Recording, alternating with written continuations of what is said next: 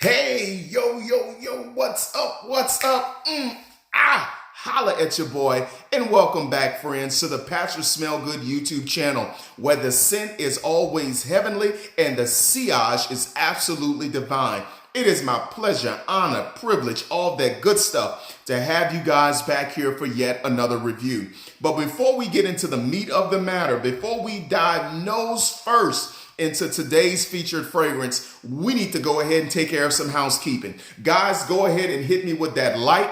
Likes don't cost you a thing, baby. They're free. Jesus paid it all. They don't cost you nothing, but they help me a whole lot. Hey, if you don't like the video, even dislike it, that still helps me in my cause. Okay? Get your comments ready.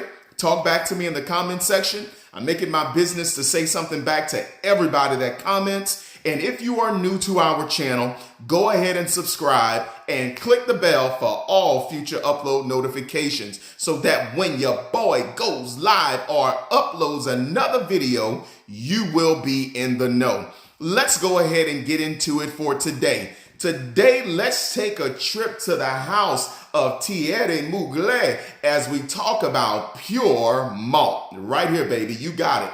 Pure malt. This is a tester that I received about maybe 4 years ago. I want to say this is a 2016 version. This is a reformulated offering of this particular scent. This scent here, it actually flankered. Let's see if I can do this right. It flankered off of the original 1995 Thierry Mugler's Angelman that is right above my head. Okay, so let's talk about the history of this scent. How did this come to be? They said they were going to take the original 1995 one, put it in these oak barrels of malt liquor and let it soak there for some time, and boom shakalaka, abracadabra, hocus pocus, comes Thierry Mugler's pure malt. Do I believe that? Not for 1 second, but hey, it's a good story and it's some good advertising. All right, so let's go ahead and get into this thing. What is Thierry Mugler's pure malt? This fragrance is classified as an oriental woody, which means that this fragrance is going to feature a very noticeable woods note, but it's also going to be enveloped with some very sweet and spicy notes that are classified as orientals. Okay, so when you begin to first apply this scent straight out of the atomizer, what do you get? What do I get? Let me tell you guys my personal experience with this. When I spray this scent straight out of the gate, I am immediately hit with that booziness, with that malt liquor. Yes, I am. Matter of fact, let me do it right now. I want y'all to see it going down. All right. Boom. Nice wide miss. Very wide miss. A lot of people knock the sprayers on this scent. I don't knock it. I wear a size 12 shoe, so you have a good idea of the size of my hand. I can grip the bottles pretty easily, put enough finger force down on it. I get a good mix. Fellas with small hands, weak hands, women, I can see how this scent will cause you problems because this is not your typical sprayer as relates to a fragrance. Their sprayers are right under here, so you're gonna have to bring some force to push this plastic down and get a good mist. But as you guys saw, I get a nice wide distribution when I spray this scent. Straight out of there, guys, that malt whiskey is there. It's noticeable, but for whatever reason, I get a rubbery note that comes out of the opening of this scent. Let me know if you pick up a rubbery nuance when you spray this scent in the comment section. I don't know what it comes from. I know that in the original 1995 Amen, there was a tar note that's listed there in the opening, and it is very prominent. And there is no tar note or anything like it listed in this, but I believe there's something in this scent that is accompanying the booziness that it opens up with. It's definitely there. It's said to have some bergamot and some orange and dried fruits in the opening of this scent as well. For whatever reason, the bergamot to my nose, hardly noticeable. The orange to my nose, very faint.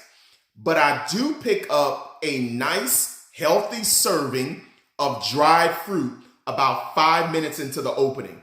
So it opens up very boozy. Opens up very rubbery. But as the fragrance develops, the rubberiness goes away and that dry fruit begins to creep into the fragrance. Okay? Now, at about 15 minutes, not saying I'm even in the mid yet, but in about 15 minutes, guys, I begin to pick up a beautiful caramel note. There's a caramel facet to this scent. And what the caramel does is it wraps itself completely around the dry fruitiness of the fragrance and the booziness of the fragrance. I definitely begin to pick that up in the opening of the scent. In about maybe 25 minutes, I begin to creep into the mid.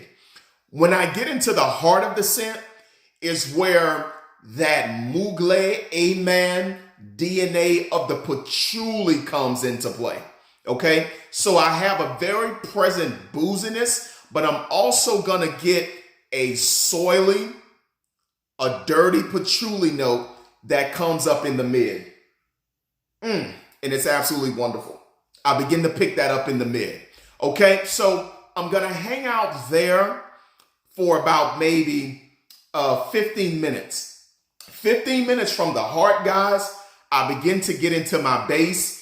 And that is where this fragrance comes together like a good plan. You guys know the saying. The saying says, nothing is like when a plan comes together. When you get into the base, the dried fruitiness, okay, the booziness, the caramel, it begins to warm up from a very noticeable cedarwood. Okay, but watch this here, guys. Accompanying the cedarwood, I get a very present coffee note that is in this scent, and it is absolutely wonderful. So when this fragrance comes into its own, you're gonna pretty much get a very sweet, gourmandish Scotch concoction. It's beautiful. I got to give it to the Thierry Mugler brand. They did something with this. Now, do I think it lives up to all the hype I heard? I don't. I don't think it's all it was cracked up to be, okay? Now, keep in mind, I told you earlier, this is a reformulation, right? So I've never smelled the original. Maybe the original formulation will amp this up to where all the hype was. But when I came in on this scent, reformulated, I just do not buy into all the hype. I'm sorry. It just didn't live up to it for me. But is this fragrance good for what it does? Yes, it is. Yes, it is. Okay? So I don't knock that there. You're going to pick up a little bit of a resinous quality to it as well through the amber. There's a musk note listed in the base that I do not pick up. I don't get any muskiness there. But this is a beautiful caramel, Scotch, vanilla, woody treat. That's what I get out of pure malt, okay? The vanilla is very present. It is. The amber is noticeable, but it's not as strong as the vanilla. But that malt and that woods note, it is there to stay. It identifies this itself as a heavy player, in this scent. All right. So let's go ahead and get into the performance of Thierry Mugler's pure malt. Let's talk about the projection. The projection of this scent, is it gonna get up on off you? Yes, it will. Okay. I give it excellent in projection. I'm not gonna go so far with the beast mode, but it is excellent. It does do an excellent job in that. As far as the longevity of the scent goes, I say about 8 to 10 hours is what I'm getting on this. 8 to 10 hours. Sillage, will this fragrance follow you? Yes, it will. It's going to follow you like a dog on a 3-foot leash and collar. Okay? It will follow you. As far as the compliments go, will you be complimented on this scent? I'd say compliments are above average. okay? People are going to notice how edible you smell because this is a great gourmand scent. It does smell like something delicious. It really does. All right. So, far as the occasion, this fragrance, I would say, needs to be restricted to when you're indoors or when the weather is cool. I like to wear this particular scent in the cooler fall and the cold winters. That's when I'm going to put this on because that woodsy component that's going to provide some warmth, the vanilla that's going to provide some more warmth, the caramel accord or whatever is going on in here is going to bring a sweetness to the fragrance. And you don't want to put all this sweetness on heat, okay? You don't want to do that. So you want to do this in a cool, climate-controlled environment or when it's cold in the winter or the fall, okay? That's when you want to put this particular scent on. Do I dress this scent up? I've done it from time to time. But when I'm dressed to kill, I'm sorry, I just got better options than this when I'm dressed to kill, okay? I put this on wearing a tuxedo one time and it did well, but I got better stuff for that. I have better formal scents when I want to dress up formally, okay? But can you pull this off with some slacks and a button down, nice shoes? Yes, you can. Can you pull this off maybe with some jeans and a nice sports coat? Yes, you can. Okay, so that's how I would wear Pure Malt. As you guys can see, at the 4-year mark, I've only gotten through half of the bottle. So I've never been one to really beat this scent up, but I can truly appreciate it for what it does. All right, let's get into the final rating of this scent. You guys know we shoot from the free throw line on the Patrick Smell Good YouTube channel. So out of 5 stars, what percentage are we shooting from with Thierry Mugler's Pure Malt? I would say you're shooting 80% from the line. I'm going to give this scent 4 out of 5 stars. I think Pure Tonka is a better scent than this, which I've already reviewed. Let me try it one more time, which is right here. All right. I've already reviewed Pure Tonka. All right. I gave Pure Tonka 4.5 out of 5. So that was 90%. I give this one a 4 out of 5.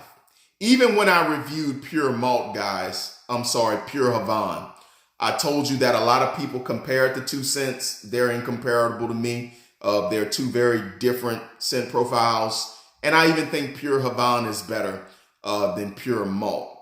Do I think Pure Malt knocks off the original Angel Men? You're going to have to see when I upload a video on that, okay? And it's coming soon.